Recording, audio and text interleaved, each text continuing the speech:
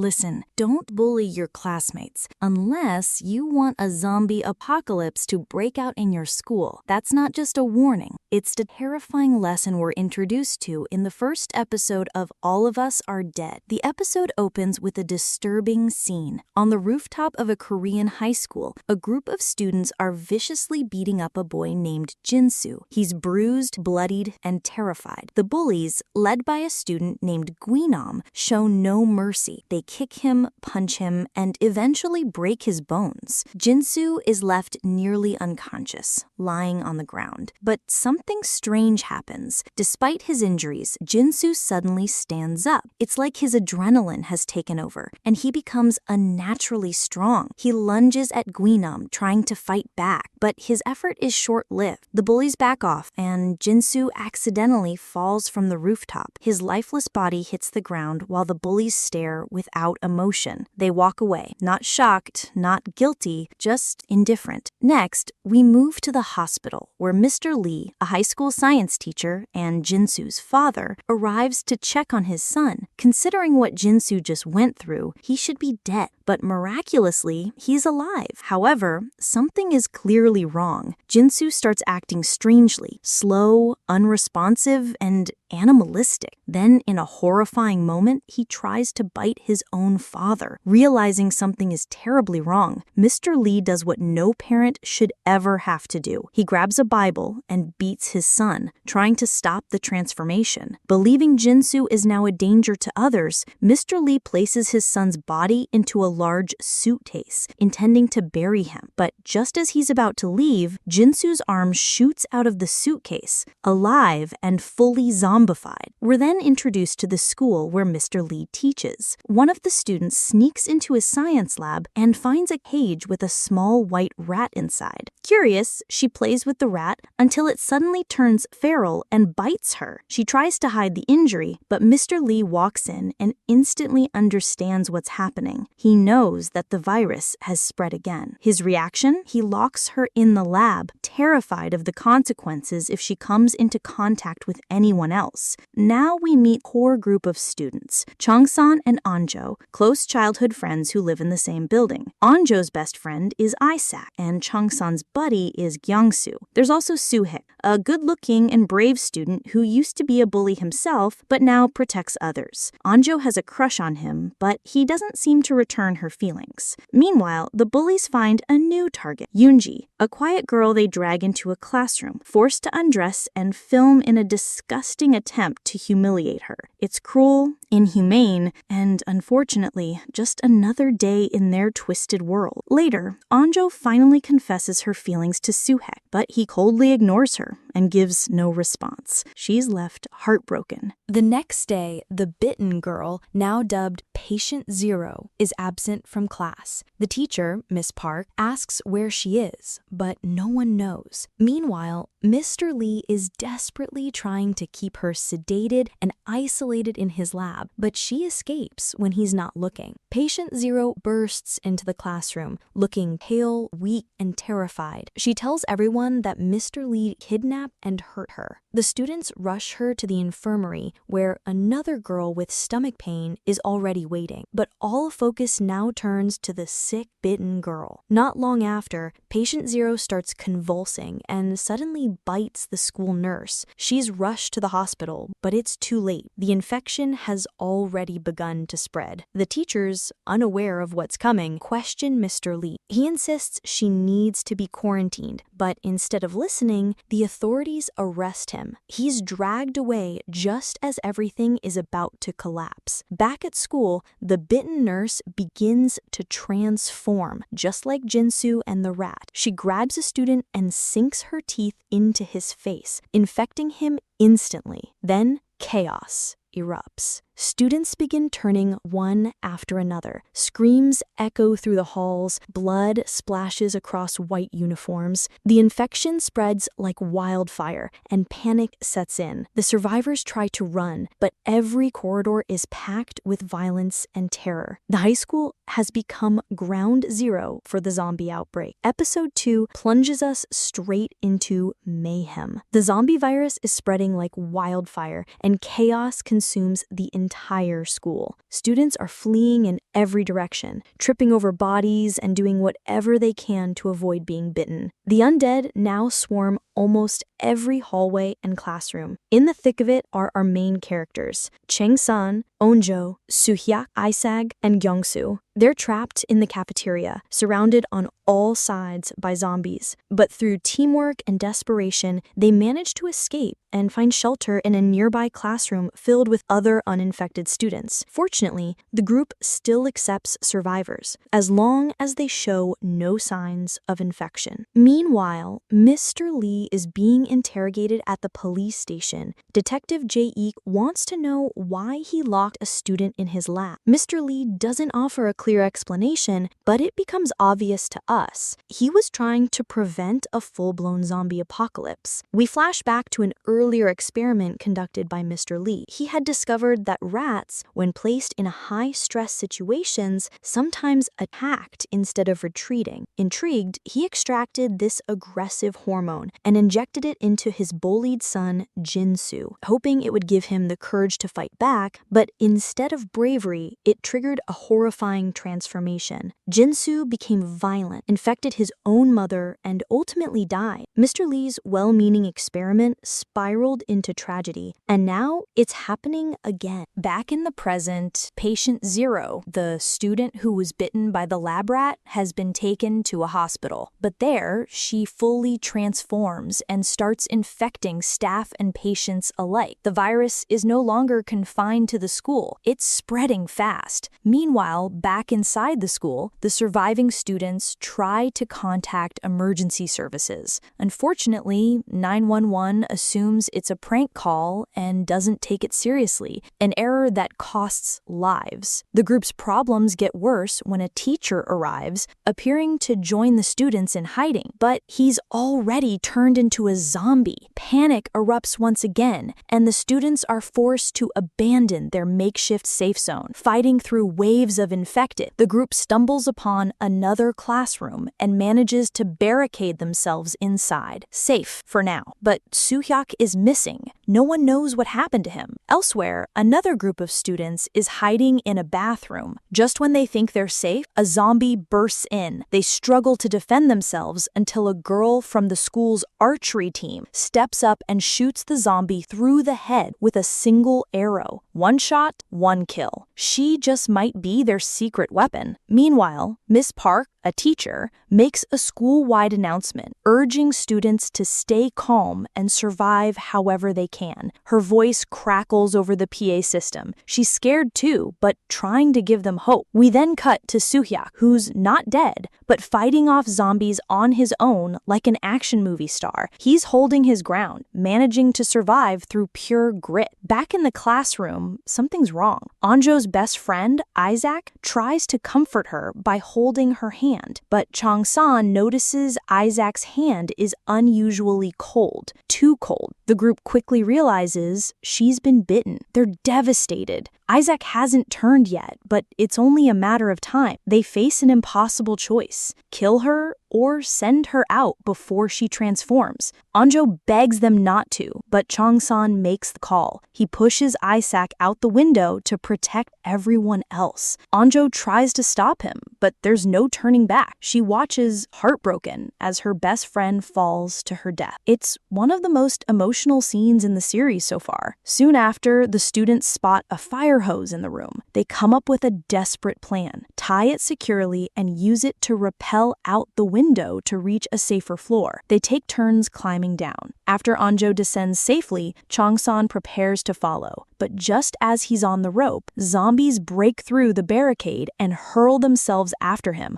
launching straight out the window. The episode ends with Chang-san still dangling mid-air as zombies chase after him, leaving us on yet another terrifying cliffhanger. Tease for episode 3. We open with Mr. Lee being interrogated again. This time, a police officer rushes in to deliver grim news. The infection has spread spread outside the school. The city is no longer safe. Mr. Lee stares blankly and mutters, "We're all doomed." Cue the title card. And remember that girl with the stomachache in episode 1? Well, she wasn't sick, she was pregnant. Luckily, she left the school before things got out of control and gives birth in a nearby park, but then she walks away, abandoning the newborn. Her storyline takes a dark and heartbreaking turn. Back inside the school, the surviving students are doing everything they can to stay alive, but the infection continues to spread, and the nightmare is far from over. Episode 3 summary: All of us are dead. As we return to the chaos unfolding in Hyosan High, it's about time we're properly introduced to more members of our main student group. We have Namra, the smart, composed, and no-nonsense class president, Hari, the archery prodigy, Jimin, Daesu, Woojin, and Junyang, each of whom brings something different to the table, from strength to smarts to pure survival instincts. Then there's Guinam, a student with a dark streak, and Nayeon, a girl born into wealth with a golden spoon mindset. She sees herself as better than the others, and it shows. At the heart of it all, we still have Onjo, who is anxiously waiting for Changsan and Suhek to return, not knowing if they've survived the latest zombie onslaught. Thankfully, the wait isn't long. Both boys soon find their way back, climbing to safety, reuniting with the group, and bringing a temporary wave of relief. But this relief is short-lived. Tensions rise almost immediately among the students. Nayeon and Guinam in particular are constantly at odds, throwing insults, making accusations, and generally escalating the already strained atmosphere. Nayeon's entitled attitude becomes more unbearable by the minute, and it's clear that she's going to become a major source of trouble. Suddenly, zombies break into their so-called safe room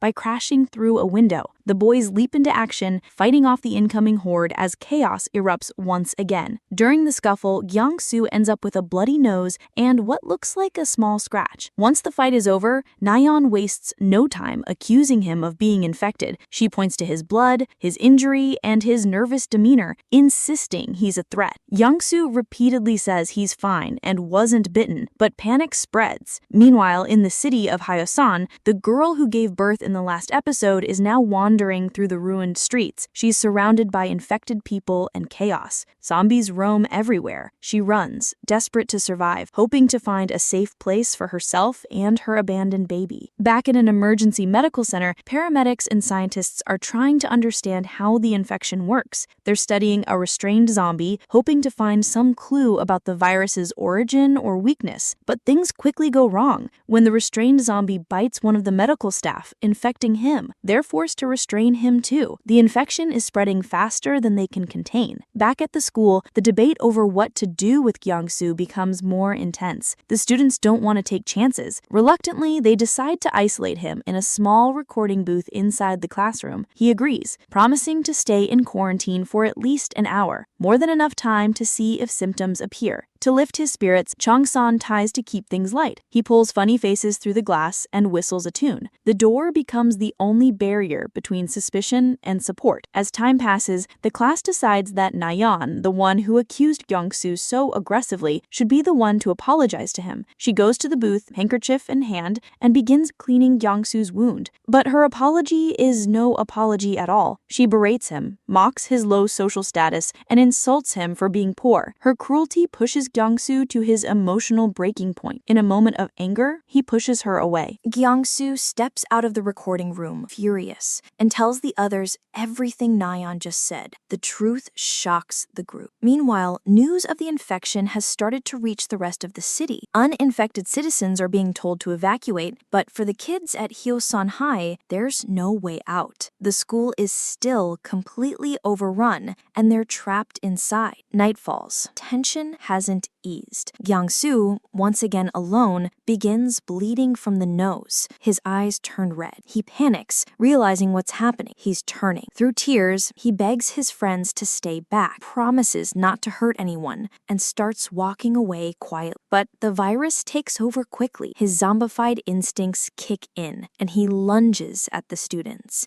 In a heartbreaking moment, Changsan whistles the same tune he used to calm him earlier. For just a second, it works. Gyeong-soo stops, and then like a tragic echo of what happened with Isaac, he falls from the window. At the same time, the young mother in Hyo-san makes a desperate decision. Realizing her time is running out, she returns to the park where she abandoned her baby, determined to save her child. She breaks into an empty restaurant, baby in arms, only to realize that she's been bitten. In one final act of love, she ties herself up, restraining her zombie self so she won't hurt her baby. It's one of the series' most haunting and emotional scenes. Back at the paramedics' temporary base, they're joined by a National Assembly member. She demands preferential treatment, insisting they arrange a rescue helicopter immediately. When told to wait, she scoffs, asking if the team knows. The president quietly confronts Nayeon. She says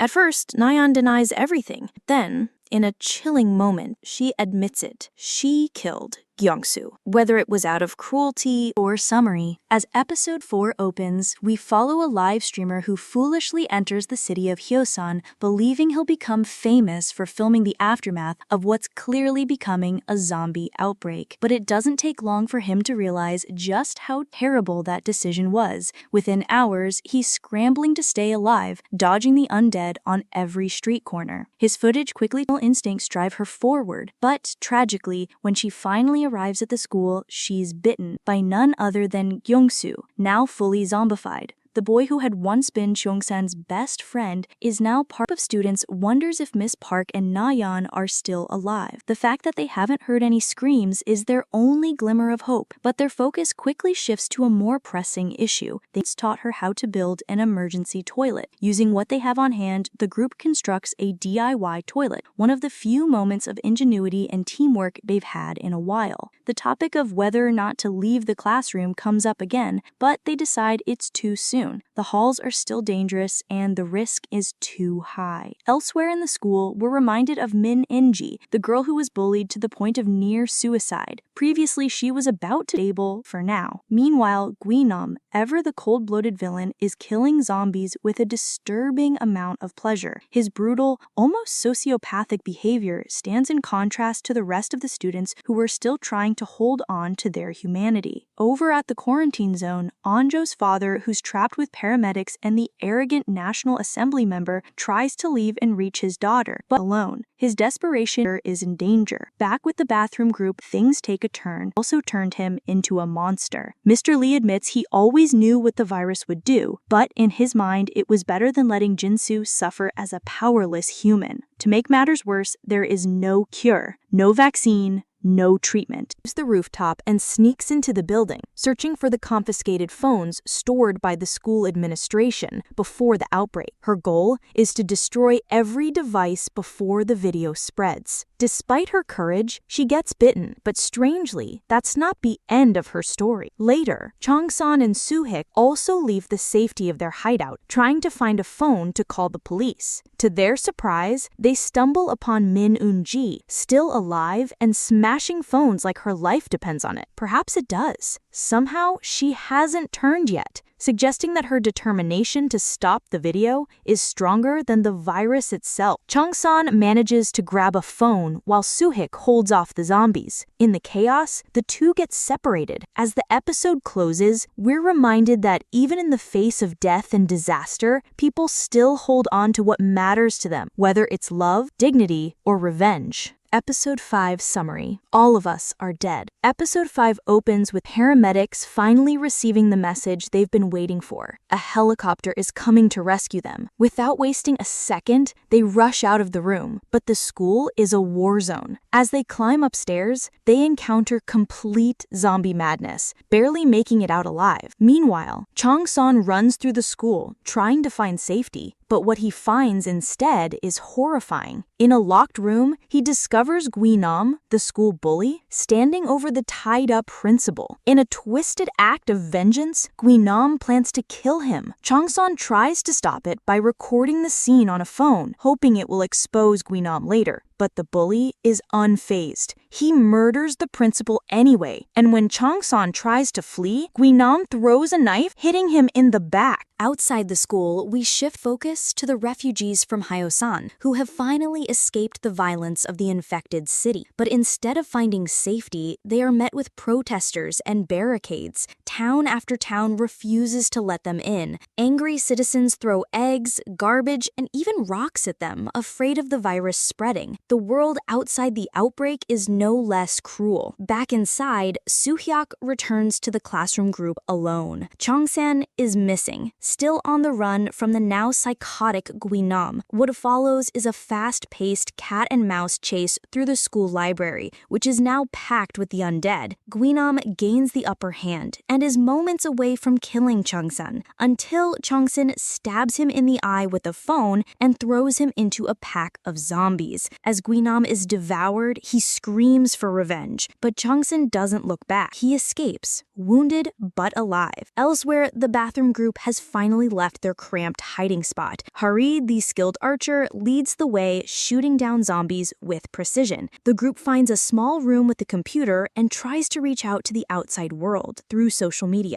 But their hope is quickly crushed. Korea has declared martial law. All communications in and out of Hyosan have been blocked. No phones, no internet, no help is coming. Back in the classroom, tension grows over Chong-san's absence. Onjo, terrified for him, talks to Junyoung about using drones from the science lab to find him. The group agrees it's worth the risk, and Onjo and Junyoung sneak out of the classroom together to retrieve the drone. Meanwhile, Detective Jaek and his junior partner Ho-chel are still trying to escape Hyosan. They find a seemingly abandoned restaurant, but are shocked to discover a familiar face. The woman who gave birth back in episode 3. After seeing what had happened to the city, she returned to Chong-san's mom's diner and locked herself in with her baby. Knowing she had been bitten, she tied herself up to protect her child. The officers find her lifeless body, but miraculously, the baby is unharmed. They search the kitchen for milk to feed it, vowing to protect it at all costs. Back at school, Onjo and Junyoung return with the drone and launch it into the sky. The group watches anxiously, praying to catch sight of Chong-san. But as the drone rises, what it captures is far more devastating. The entire city has fallen. The streets are dead silent. The buildings are ruined. The undead are everywhere. Hope fades fast. The only silver lining, they spot Chong-san, wounded but alive in another classroom.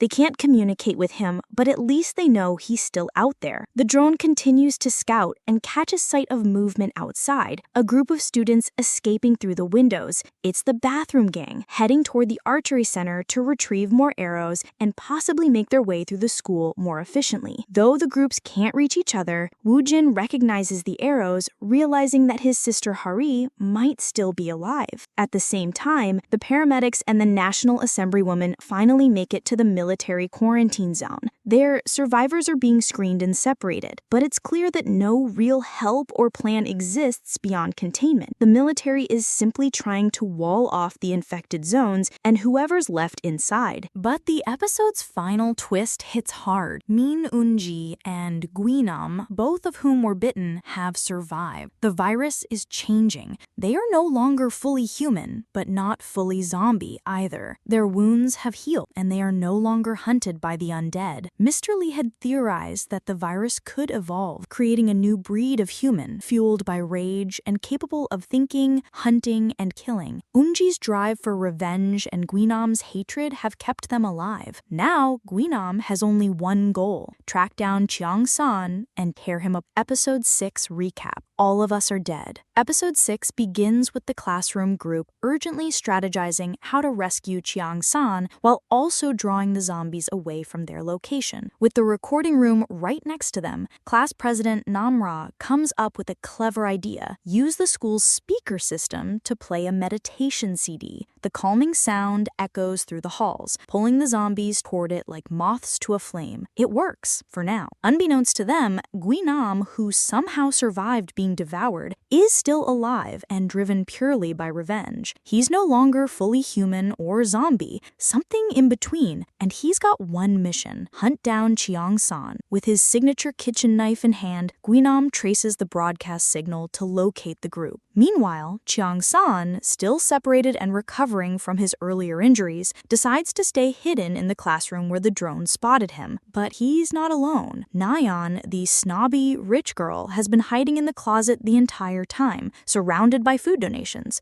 Despite being well-stocked, she selfishly refuses to share, despite her teacher having sacrificed herself to save her earlier. Her survival feels almost unfair, but she clings to life, hoarding supplies in silence. Back with the classroom group, the meditation music has lured away nearly all the zombies, except for one. This lone zombie seems to be glitching, standing still and twitching unnaturally. The group hesitates, but ultimately decides to risk moving, despite the danger. As they sneak past, the zombie suddenly turns and spots them, launching into a frenzied chase. Suhek tries to fight it off, but struggles, until Guinam suddenly appears and kills the zombie with his knife, saving Suhek's life. But this rescue is no act of kindness. Guinam only did it to get closer to Chiang-san. Realizing his intent, Suhek and Guinam end up in a brutal hand-to-hand fight on the staircase. As things escalate, Namra arrives and manages to get Guinam into a chokehold, but he bites her on the arm before she can finish him off. Fueled by rage, Suhek throws Guinam out the window, but shockingly, he gets back up again as if nothing happened. Meanwhile, we check in on the bathroom gang, who have reached the archery training center safely. All seems well except for one member, Chun, the coward of the group who gets accidentally stabbed during the chaos. Still, the rest of the team gathers arrows and tries to prepare for what lies ahead. Back at the school, the classroom group has now relocated to the music room, where they finally reunite with Changsan, Namra, and Suhyuk. But the reunion quickly takes a dark turn. The group notices Namra's bite wound. Everyone panics, suspecting she'll turn soon. Suhyuk defends her, explaining that she wasn't bitten by a normal zombie, but by Guinam, who isn't behaving like one either. Confused, Changsan adds that he personally saw Guinam being attacked by a zombie horde, so how could he still be acting rational? The group starts to fear the worst. To test herself, Namra sits near a window, telling Suhyuk to push her out if she begins to change. Moments later, her eyes change color, and her fingers begin to twitch. Zombie-like symptoms, yet she remains in control. Suhyuk refuses to harm her, which leads to a heated argument between him and Changsan. Anjo steps in and calms everyone, insisting Namra hasn't fully turned, not yet. Outside the school, things aren't looking much better. At the quarantine center, paramedics and other refugees are told they'll need to remain isolated for at least a month. One of them is Andro's father, a firefighter who refuses to sit by while his daughter is trapped in the school. Desperate, he finds a way to break out of the compound, successfully sneaking past security. But as he escapes, soldiers spot him and open fire. Whether he survives remains unknown. Elsewhere, Jae-ik, Ho-chul, and the rescued baby leave the restaurant, determined to find Mr. Lee's laptop, which may hold critical information about the virus. Ho-chul, ever the reluctant partner, argues they should hide instead, but the mission is short-lived. A zombie horde suddenly appears, chasing them down once again. They're forced to retreat. Along the way, they find another child, lost and scared, begging for help. Their group is growing, but their path is more uncertain than ever. Back in the music room, tension remains high. The group debates what to do about Namra, but their fear is slowly being replaced by something more basic: hunger. They haven't eaten in days. Ironically, the solution is within arm's reach. Nayeon, still holed up in the closet, has been eavesdropping the entire time. She has food, lots of it, but refuses to come forward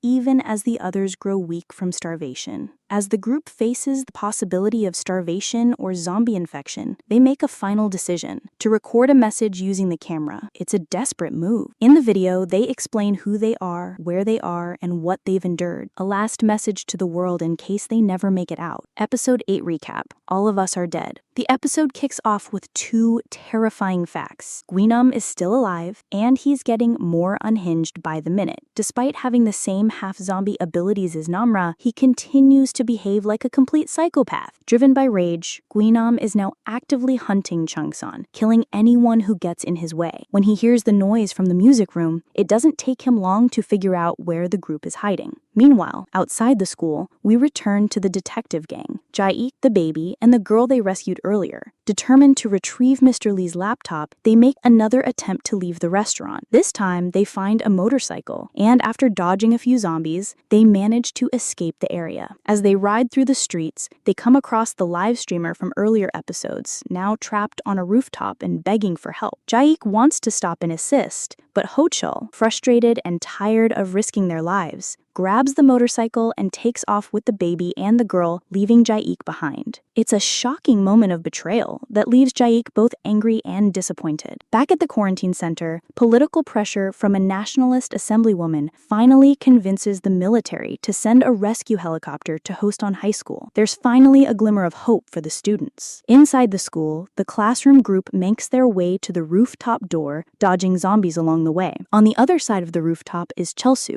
a classmate of Min In-ji. He's safe, but refuses to open the door to let them in. His cowardice may cost them their lives. To make the worst of it, Guinam reappears, very much alive and still dead set on revenge. At the start of episode 8, we dive into Min In-ji's mind. A fellow Hambi, like Guinam and Namra, she reflects on the pain, abuse, and humiliation she endured from classmates. Fueled by rage and trauma, she starts a fire inside the school, her symbolic act of vengeance. Back on the rooftop, Chelsu boards the helicopter and claims to be the school's only survivor, lying to the soldiers just to save himself. He leaves, abandoning the others behind. As the helicopter flies away, the group watches in despair, their hopes slipping away once again. Meanwhile, Guinam catches up to Changsan. Remember that eye for an eye saying? Well, Guinam takes it quite literally. He intends to gouge out Changsan's eye in revenge. Luckily, Namra's enhanced Hambi strength kicks in just in time. She throws Guinam down the stairs, saving Changsan,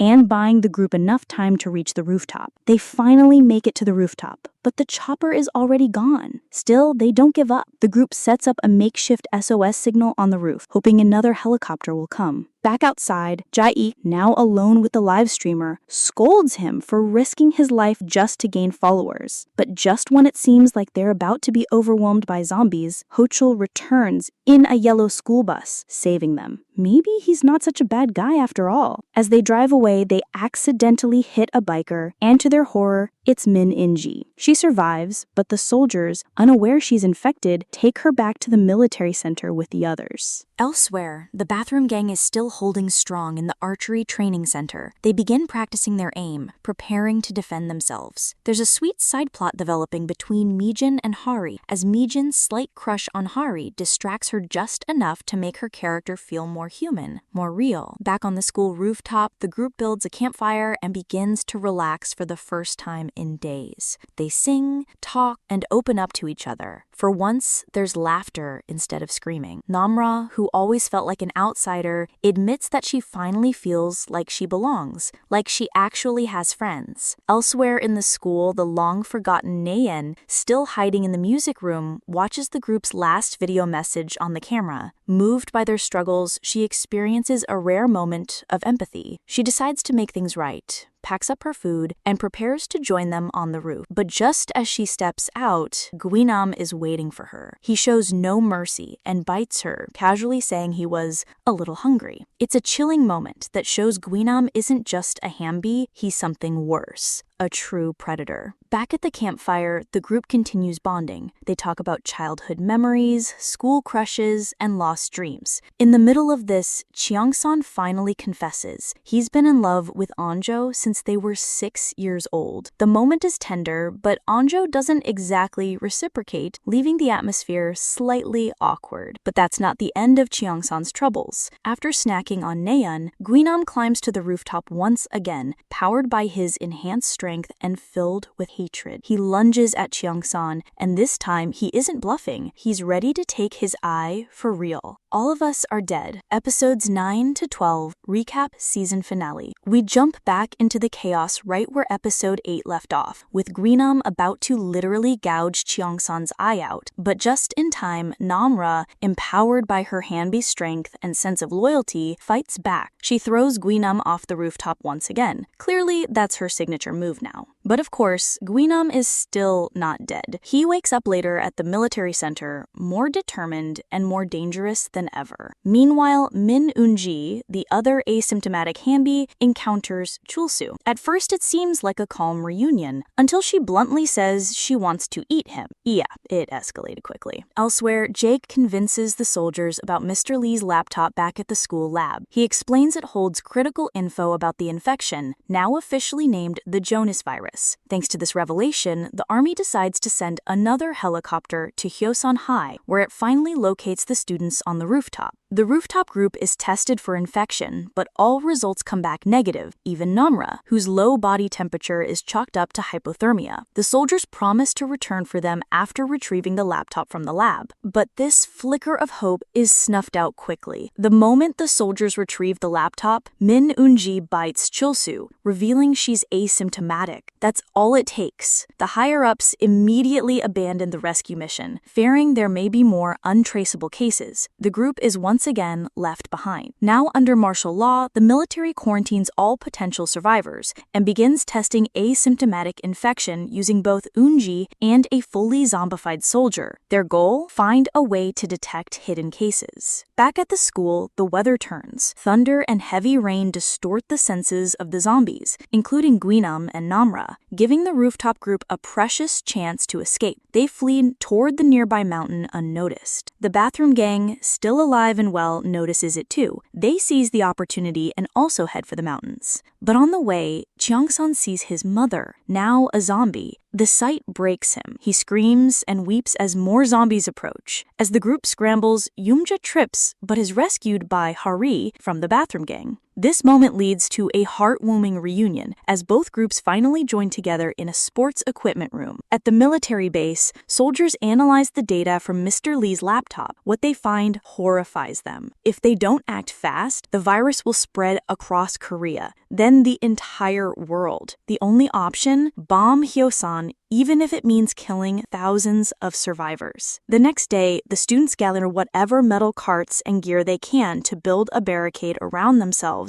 and make a run through the school. Sadly, the barricade doesn't hold. Junyoung gets bitten while protecting Mijin and, in a selfless act, pushes himself out to buy time for the others. Just when things couldn't get worse, Guinam returns, violently ripping through doors in search of Cheongsan. The group desperately tries to escape. In the midst of the chaos, Anjo finally reunites with her father, Soju, a government agent who's come to lead them to safety. Under Soju's command, the group heads to the tennis courts, their next route toward the mountain. But they're quickly surrounded by zombies. Soju sacrifices himself, distracting the zombies so the kids can escape. He's bitten in the process. One more loss in their trail of heartbreak. The students reach a construction site and find temporary safety on an unfinished balcony. Meanwhile, the military develops a plan. Discovering that zombies are attracted to sound, they deploy drones with audio beacons to lure them to the bombing zones, including Hyosan High. At the construction site, Namra's urges worsen. She starts biting her own hand to resist the hunger. Seok notices and tells her she can bite him if it helps her avoid hurting herself again, a rare moment of trust. Namra uses her enhanced hearing to discover that the military has started issuing evacuation orders to the bomb-targeted cities. But before they can leave, Guinam finds them again, this time filled with rage and unstoppable hatred. He finally catches Cheongsan and bites him, infecting our main protagonist. In a final act of bravery, Cheongsan throws Guinam off the balcony again, then says his heartfelt goodbye to Anjo. They share one kiss, short, bittersweet, and painfully kind. Cheongsan, fully aware of what's coming,